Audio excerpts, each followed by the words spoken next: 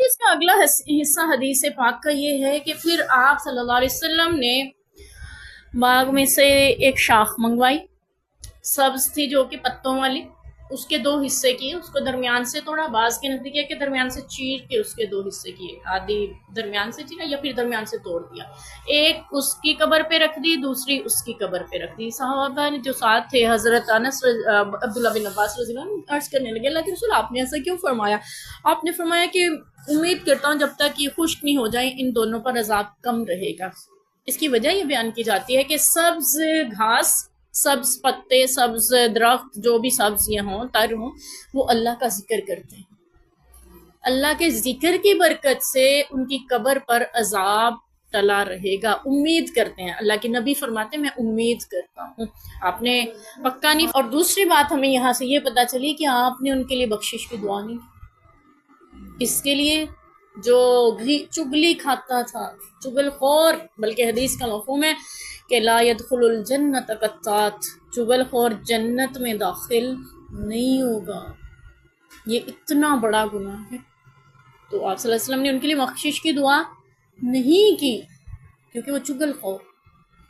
اور وہ پیشاب سے طہارت کا خیال نہیں رکھتا۔ تو اس لیے ہمیں ان دونوں گناہوں کو، ان دونوں جو کوتاہیاں ہم برتتے ہیں، گناہوں کو بڑا سمجھنا چاہیے، اپنے بچوں کو بھی اس کی تربیت دینی چاہیے۔ اچھا کو ہم یہ سکھاتے ہیں کہ چگلی کیا ہوتا ہے، ان کو سمجھ میں نہیں آتا، تو بچوں کو بھی یہ بات سمجھانا ضروری ہے تاکہ وہ چگلی سے بھی بچیں، اور قضائے حاجت کرتے ہوئے یعنی پیشاب کر کے اپنے آپ کو دھونا بھی ضروری سمجھے تاکہ بچپن سے یہ عادت ہو۔ تو آپ صلی اللہ علیہ وسلم نے ان کے لیے بخشش کی دعا نہیں کی،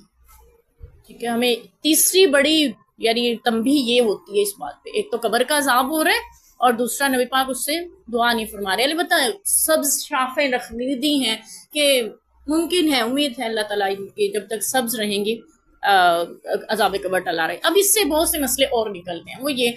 ہمارے ہاں جو قبروں پہ پھول چڑھائے جاتے ہیں، وہ اس حدیث کو لے کے کہتے ہیں کہ جب ہمارے نبی اس پہ یعنی سبز وہ رکھ گئے اور پھول چڑھا دیے، اور ایک ہی بات ہے، تو بات یہ ہے کہ ہمارے نبی کا خاصہ تھا، یہ صحابہ نے اس پہ عمل نہیں کیا، ٹھیک ہے۔ تو اس لیے یعنی اس کو سنت نہیں کہا جا سکتا۔ کوئی ویسے ہی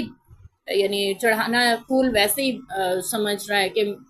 پھیلا رہا ہوں اس کی قبر پہ عقیدت کی وجہ سے یا کسی اس سے، تو اسے منع بھی نہیں کیا جا سکتا کیونکہ وہ دین کا حصہ نہیں ہے، اور اگر دین کا حصہ سمجھ کے، دین سمجھ کے اس پہ چادر قبر پہ پھول چڑھا رہا ہے تو پھر وہ بدعت بھی ہو سکتی ہے، دین سمجھ کے مت چڑھائیں، مت ڈالیں۔ البتہ دوسری بات یہ ہے کہ قبروں پہ ہمارے چادریں بھی چڑھائی جاتی ہیں، ٹھیک ہے، جبکہ ہمارے ہاں بہت سے لوگ ایسے ہیں جن کو زندوں کو چادروں کی ضرورت ہوتی ہے، زندوں کو لباس کی ضرورت ہوتی ہے، ان کے تن کو ڈھانپنے کی کوشش کریں بجائے اس کے کہ آپ مٹی کی قبروں پہ چادریں چڑھائیں۔ یہ جو ہمارے البتہ یہ دوسری بات ہمیں اس سے یہ پتہ چلتی ہے کہ آپ نے فرمایا کہ جب تک سبز رہیں گی عذاب میں تخفیف رہے گی، امید کرتا ہوں۔ تو اس سے یہ کہا جاتا ہے کہ چونکہ وہ اللہ کا ذکر کرتی ہیں، اس لیے قبروں کے پاس جا کر قرآن پڑھنا، وہاں پہ تلاوت کرنا، یا قبر کی طرف رخ کر کے نہیں لیکن قبلے کی طرف رخ کر کے، اس حال میں کہ قبر سامنے نہ ہو تو وہاں نماز پڑھنا تاکہ عذابوں میں تخفیف رہے، وہ اس سے نکالا جاتا ہے۔ اور یہی وجہ ہے کہ ہمارے ہاں جو بڑے بڑے دربار پائے جاتے ہیں اس میں ایک حصہ ایسا بنایا جا رہا ہوتا ہے جہاں پہ لوگ آ کے تلاوت کر رہے ہوتے ہیں، قرآن پاک پڑھ رہے ہوتے ہیں، دعائیں کر رہے ہوتے ہیں، ذکر اذکار کر رہے ہوتے ہیں، اور وہ یہ سمجھتے ہیں کہ یہاں پہ برکت کی جگہ ہیں کیونکہ اللہ کے نیک ہستیاں، اللہ کے نیک بندے دفن ہیں۔ تو یہ سارے اپنے اپنے عقائد اس حدیث سے لے رہے ہوتے ہیں، نکال رہے ہوتے ہیں اور ثابت کرنے کی کوشش کر رہے ہوتے ہیں۔ ہمارے لیے اس میں جو سبق اور عبرت کی بات ہے، البتہ نبی پاک صلی اللہ علیہ وسلم نے قبروں پر مجاور بن کے بیٹھنے کو منع فرمایا، ان پہ چراغ جلا کے بیٹھنے کو، یعنی ان پہ جم کے بیٹھ جانے کو، اور ہمارے ہاں اور بھی بہت سے خرافات ان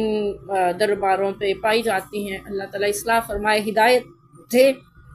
اور پھر یہ بھی ہے کہ غیر اللہ کی نظر و نیاز، اور بعض لوگ ایسے ہوتے ہیں انہیں عقیدے کا صحیح علم نہیں ہوتا وہاں جا کے سجدے شروع کر دیتے ہیں، ان قبر والوں سے دعائیں مانگنا شروع ہو جاتے ہیں، جبکہ حدیث پاک کے مطابق، قرآن و سنت کے مطابق وہ آپ کی دعاؤں کے محتاج ہو جاتے ہیں۔ تو یہ یعنی الٹے عقیدے گھڑ لیے جاتے ہیں، نکال لیے جاتے ہیں یا بنا لیے جاتے ہیں، اور پھر اس پہ اتنی عقیدت سے عمل کیا جا رہا ہوتا ہے، جبکہ قرآن پاک کے مطابق اِنَّکَ لَا تُسْمِعُ الْمَوْتَىٰ وَلَا تُسْمِعُ الصُّمَّ الدُّعَاءَ اِذَا وَلَّوْا مُدْبِرِينَ کے الفاظ آتے ہیں کہ آپ مردوں کو نہیں سنا سکتے۔ جب نبی پاک صلی اللہ علیہ وسلم مردوں کو نہیں سنا سکتے، آپ صلی اللہ علیہ وسلم بھی مردوں کو نہیں سنا سکتے، تو کوئی اور کیسے سنا سکتا ہے؟ وہ آپ کی فریاد کیسے سن سکتے ہیں؟ اور بڑی عجیب بات ہے کہ جو سنتے نہیں ہیں، سن سکتے نہیں ہیں،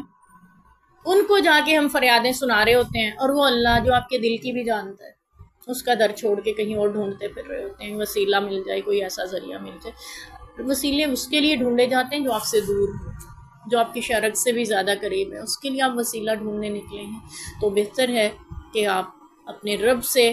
مانگیں، جو بھی آپ کی حاجتیں ہیں پیش کریں اس کے سامنے، جو بھی آپ کے مسائل ہیں حل کر دیں، اس کے حوالے کر دیں اپنی ساری مشکلات کو، وہ حل کرنے پہ قادر ہے، اور اللہ کل شیء قدیر ہے۔ البتہ اس حدیث سے ہمیں جو سبق ملا وہ یہ